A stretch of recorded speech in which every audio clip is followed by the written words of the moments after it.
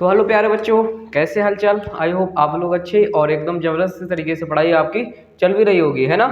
बेटा आज हम इस लेक्चर में पढ़ने वाले हैं अन्योन प्रेरण, क्योंकि कल वाले लेक्चर में हम स्व प्रेरण के बारे में डिस्कशन कर लिया था, है ना। आज हम पढ़ेंगे अन्योन प्रेरण क्या होता है, अन्योन प्रेरण गुणांक कैसे निकालते हैं, इस सारी बातों पर डिस्कशन करेंगे। साथ ही साथ इसका मात्रा क्या होता है उसके बारे में भी थोड़ा सा डिस्कशन हो लिया होगा, ठीक है ना। चलते हैं बेटा, तो अन्योन प्रेरण के बारे में जान लेते हैं थोड़ा सा। तो जैसे मैंने क्या करूंगा बेटा, यहाँ से मैं दो कुंडलियां बना लेता हूँ।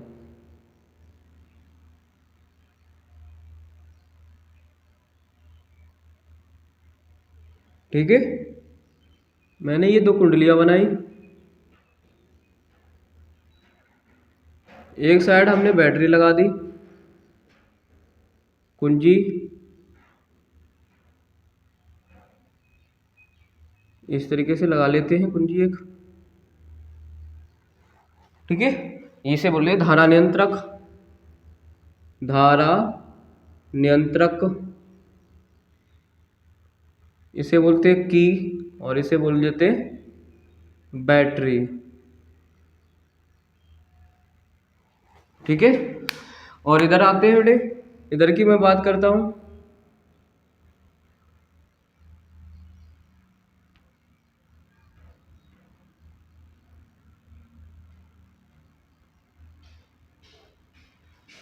और यहां से भी बेटा एक और कुंडली रख लेता हूं, और इस कुंडली में मैं क्या करता हूं बेटा, इस कुंडली में धारा मापी भी लगा देता हूं। से इसमें क्या करूंगा, मैं धारा मापी लगा दूंगा, धारा मापी या गैल्वेनोमीटर बोल सकते हैं इसे। ठीक है, आप समझो बेटा, जैसे मैं क्या करूंगा, इस बैटरी का जो स्विच है, इस स्विच को ऑन करूंगा मैं।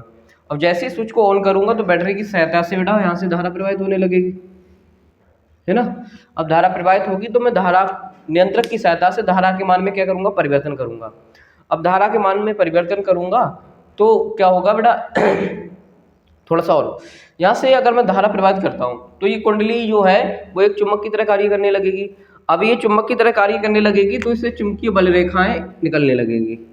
ठीक है, इससे चुंबकीय बल रेखाएं इस तरीके से निकलने लगेगी। अब मैं क्या करूंगा, धारा के मान में परिवर्तन करूंगा। धारा के मान में परिवर्तन करूंगा तो धारा के मान में परिवर्तन होने से ये जो चुंबकीय बल रेखा है, ये वाली ये चुंबकीय बल रेखाओं के मान में भी परिवर्तन होगा। अब चुंबकीय बल रेखाओं के मान में परिवर्तन होने की वजह से इसके पास रखी जो द्वितीय कुंडली है, ये तो प्राथमिक है और ये जो द्वितीय कुंडली है, इस द्वितीय कुंडली के बद्ध चुंबकीय फ्लक्स में क्या होने लगेगा बेटा, परिवर्तन होने लगेगा।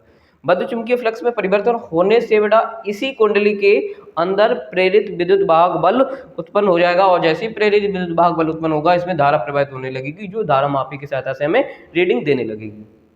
तो बेटा यहाँ तक कि इसकी सहायता से, प्राथमिक कुंडली की सहायता से द्वितीय कुंडली में धारा प्रवाहित विद्युत वाहक बल उत्पन्न करने की ये पूरी घटना ही बेटा क्या कहलाती है, हमारी अन्योन प्रेरण कहलाती है। क्या कहलाती है, अन्योन प्रेरण कहलाती है ये पूरी घटना। ठीक है, तो बात समझ में आई होगी, आई होप आपको। तो बेटा बस यही लिखना है हमें, तो लिखेंगे यहाँ पे थोड़ा सा। ठीक है, और फिर आगे डिस्कशन कर लेंगे थोड़ा सा। तो लिखो थोड़ा सा, इसमें इसमें दो कुंडली कुंडली लेते हैं।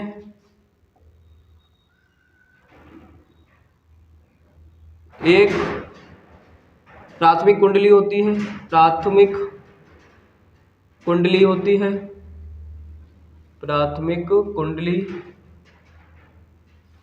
होती है, तथा दूसरी दूसरी कुंडली होती है, कुंडली होती है।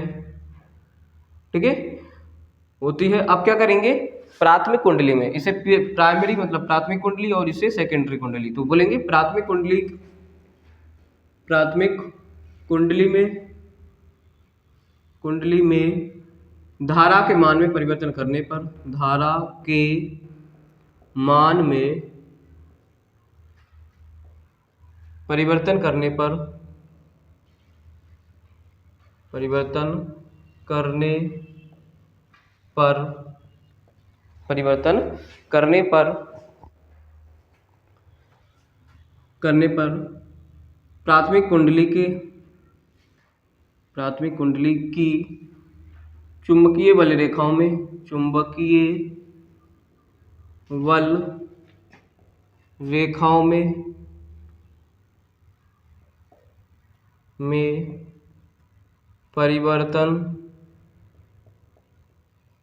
परिवर्तन होता है जिससे पास रखी जो पास में रखी हुई है ना बेटा, ये वाली जो पास रखी सेकेंडरी कुंडली के बद्ध चुंबकीय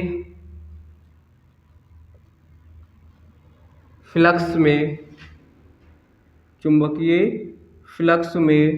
क्या होता है बेटा, चुंबकीय फ्लक्स में परिवर्तन होता है। चुंबकीय फ्लक्स में परिवर्तन होता है, चुंबकीय फ्लक्स में क्या हो जाता है बेटा, परिवर्तन होता है, जिससे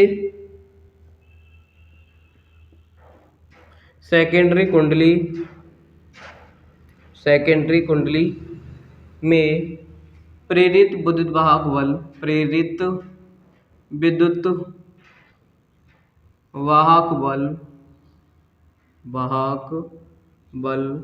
क्या हो जाता है, उत्पन्न हो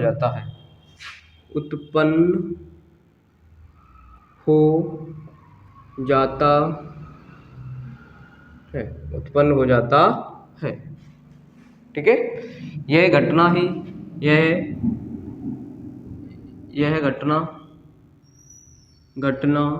क्या कहलाती है बेटा, यह घटना अन्योन्य प्रेरण कहलाती है। अन्योन्य प्रेरण कहलाती है। ठीक है बेटे, आई होप बात समझ में आ गई होगी। अब निकालेंगे इसका अन्योन्य प्रेरण गुणांक। क्या निकालेंगे बेटा, इस लैंग्वेज होने के बाद अन्योन्य प्रेरण क्या होता है इतना हमने समझ लिया। अब निकालेंगे अन्योन्य प्रेरण का गुणांक क्या होता है उसके बारे में। ठीक है, तो निकालेंगे अन्योन्य प्रेरण का गुणांक। अन्योन्य प्रेरण गुणांक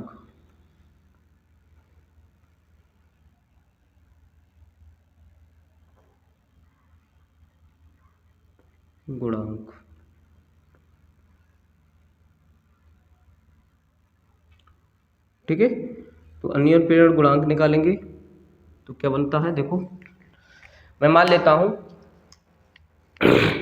क्या मैंने माना इसमें बेटा जो है वो आई धारा प्रवाहित हो रही है तो और इसमें ये एक फेरे में बद्ध चुंबकीय फ्लक्स फाई है, और मान लेता हूँ इसमें इस कुंडली में द्वितीय वाली में कुल फेरों की संख्या जो है वो n है। कितनी है, n है। कुल फेरों की संख्या n मान के चलते हैं। ठीक है, कुंडली में एक फेरे में उत्पन्न चुंबकीय फ्लक्स ये है। ठीक है, इतना कुल फेरों की संख्या n मान लेता हूं, तो कुल वैद्युत फ्लक्स इस कुंडली के अंदर क्या होने जा रहा है, n फाई s। ठीक है, n s फाई s हो जाने वाला है इस कुंडली, इस वाली जो कुंडली है इसमें कुल वैद्युत फ्लक्स हो जाने वाला है ये। और ये वैद्युत फ्लक्स जो होगा वो अनुक्रमानुपाती होगा किसके, प्राथमिक कुंडली में प्रवाहित धारा के अनुक्रमानुपाती होने वाला है। ठीक है बेटे, यहाँ से आगे बढ़ते हैं तो n s फाई s बराबर समानुपाती साइन हटाते हैं तो बेटा यहाँ पे कोई नियतांक ले लेंगे, यहाँ पे नियतांक ले लेते हैं m i p। ठीक है, क्या ले लिया मैंने यहाँ पे नियतांक, n i p ले लिया हमने यहाँ पे नियतांक। ठीक है, तो यहाँ से अगर मैं m का मान निकालना चाहता हूँ तो m बराबर बेटा यहाँ पे क्या हो जाने वाला, m बराबर यहाँ हो जाएगा n s फाई s बटे i p। ठीक है, तो यही हमारा जो m है यही हमारा अन्योन्य प्रेरण गुणांक हो जाता है। ये क्या हो जाता, अन्योन्य प्रेरण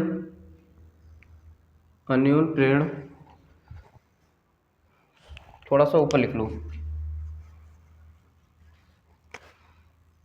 यहाँ से m की वैल्यू निकालेंगे तो बेटा m बराबर हो जाएगा n s फाई s बट्टे का i p। ठीक है, यही हमारा है। और इसको बोलते हैं अन्योन्य पीड़न गुणांक। जहाँ जहाँ m क्या है बेटा मेरा, जहाँ m जो है m अन्योन्य पीड़न गुणांक है। अन्योन्य पीड़न गुणांक, अन्योन्य पीड़न गुणांक। ठीक है लाडलो, आई होप बात समझ में आ गई होगी आपको इतनी। अब बेटा इसका मात्रक भी लिख लेते हैं, अन्योन्य पीड़न का इसका जो मात्रक है, इस मात्रक को भी लिख लेते हैं। मात्रक को लिखेंगे, इसका मात्रक क्या होता है, मात्रक, तो मात्रक होता है बेटा इसका हेनरी। क्या होता है इसका, हेनरी इसका मात्रक होता है। ठीक है, इसका मात्रक जो होता है वो होता है हेनरी। ठीक है, इसको भी ध्यान रखेंगे।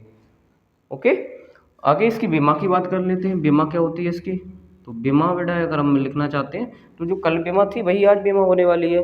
ठीक है, तो यहाँ पे क्या बनेगी जाके बेटा इसकी बीमा, M L square T minus के 2 और ए माइनस का 2। जो बेटा स्वयं गुणांक की बीमा होती है भाई इसकी, क्योंकि इसका मात्रक भी सेम है, इस वजह से इसकी बीमा भी कैसी होती है, एकदम एग्जैक्ट सेम होती है। ठीक है, तो बेटा ये पूरा हमारा टॉपिक्स जो पॉइंट था वो आज कंप्लीट हो चुका। आई होप कि आपको समझ में आया होगा, ये उम्मीद करते हैं ये सारी बात आपको समझ में आई होगी अच्छे से। तो मिलते हैं कल नेक्स्ट वीडियो में, तब तक के लिए जय हिंद जय भारत।